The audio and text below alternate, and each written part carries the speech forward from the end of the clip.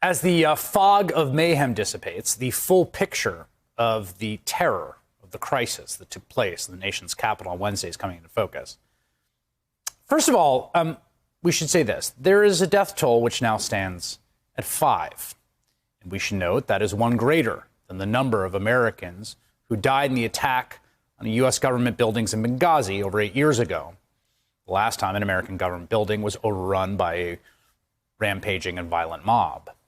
And that led to more than 2 years of investigations, dozens of congressional hearings. 4 of the people who were killed as a result of the Capitol attack appear to have been rioters themselves, one of whom was shot in the neck by police as she and others attempted to break into the speaker's lobby just outside the House chamber, as you can see in this video.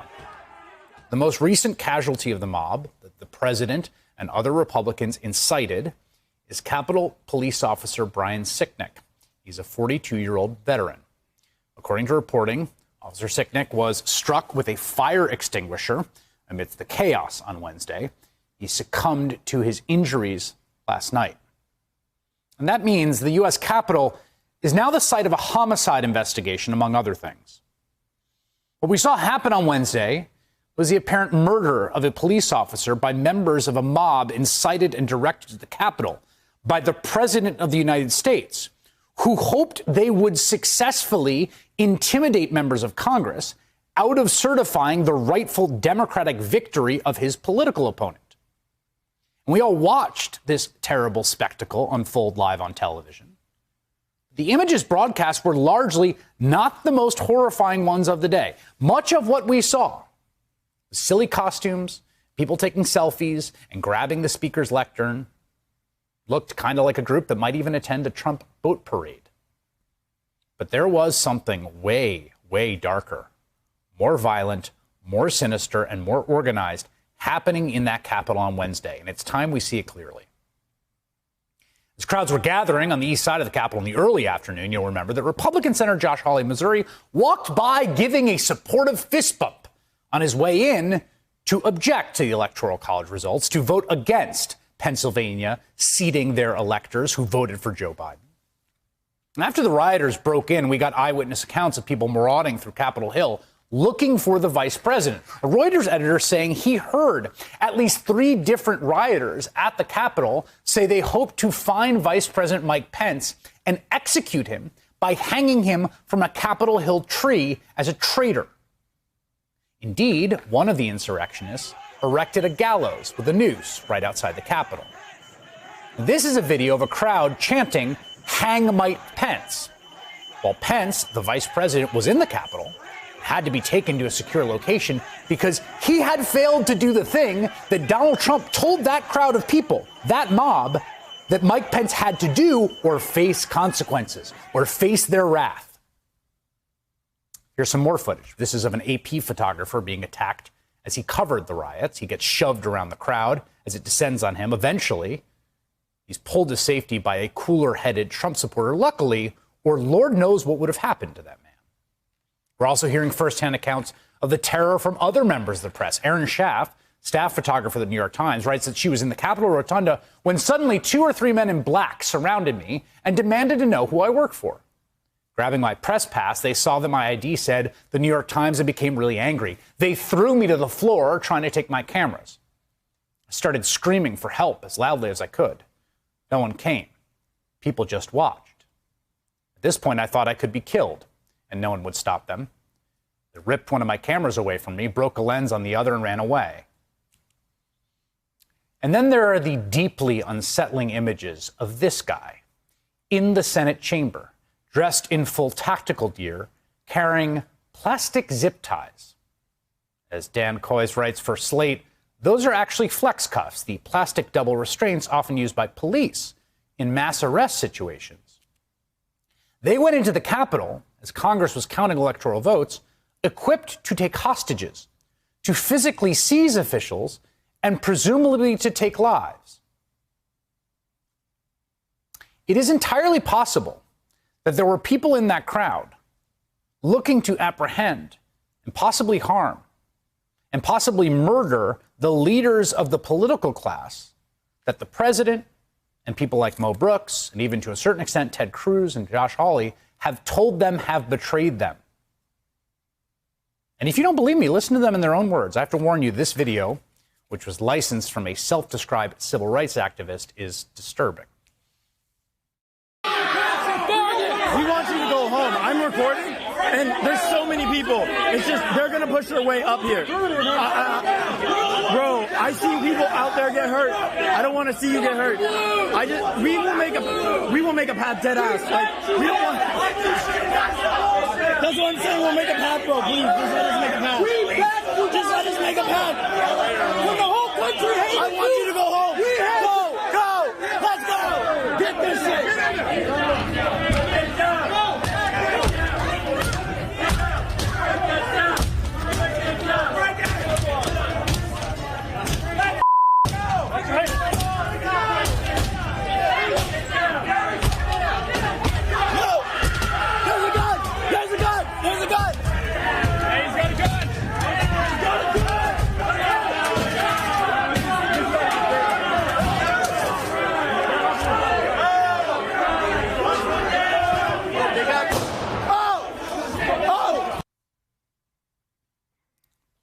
Another extremely disturbing video shows a crowd of Trump supporters trying to force their way in as officers, including one who is in serious distress, try to hold their ground.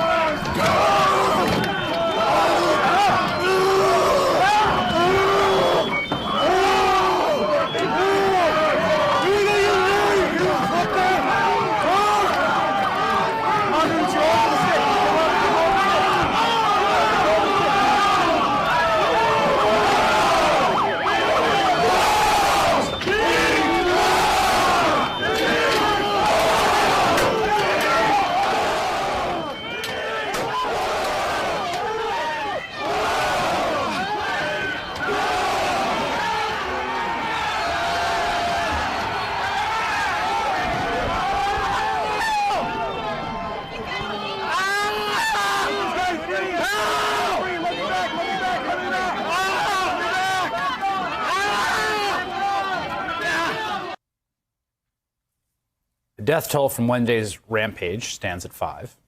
Police officer was killed. There's now an active homicide investigation into who murdered him, who the accomplices might be in that murder. The scale of evil that might have been done, the scale of death and destruction that might have been visited, is almost impossible to comprehend. What would have happened if they had gotten to Nancy Pelosi or Chuck Schumer or Mike Pence, do you think?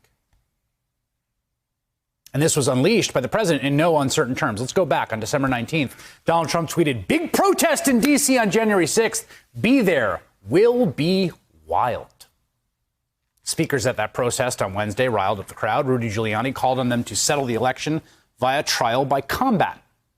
Republican Congressman Mo Brooks of Alabama said it was time to start, quote, taking down names and kicking ass. And then Donald Trump spoke to his supporters and laid it all on the table. We're going to have to fight much harder, and Mike Pence is going to have to come through for us. And if he doesn't, that will be a sad day for our country. We're going to walk down to the Capitol, and we're going to cheer on our brave senators and congressmen and women. And we're probably not going to be cheering so much for some of them, because you'll never take back our country with weakness. You have to show strength, and you have to be strong. You hear that threat to Mike Pence? He's going to have to come through for us. That mob that went on to breach the Capitol and searched for Mike Pence, saying they wanted to hang him. Well, at the same time that Donald Trump tweeted that Pence didn't have the courage to do what should have been done, they were roaming through that Capitol. Republican Senator Ben Sasser of Nebraska reported that Trump was delighted by the chaos as it unfolded at the Capitol. And the Washington Post reports the Pentagon stood in the way of the National Guard being sent in to help. The president incited and facilitated a violent assault on Congress that resulted in 5 deaths, including the death of a Capitol Hill police officer. He must face legal consequences for those actions.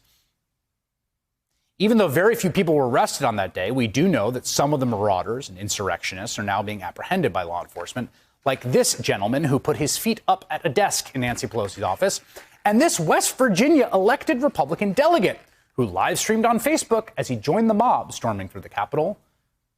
He was not the only professional Republican politician who was there. Here's former Pennsylvania congressional candidate Rick Saccone, who you may remember as the guy who lost a special election in 2018 in a district Trump won by 20 points, also posting on Facebook about storming the Capitol. But tonight, more than 48 hours after that mob stormed the Capitol, we still haven't gotten a full briefing from the Capitol Hill police on what the hell happened and who was injured and who was hospitalized and how. Everyone is piecing this together from reporting and video, and it's hard to put the full picture together.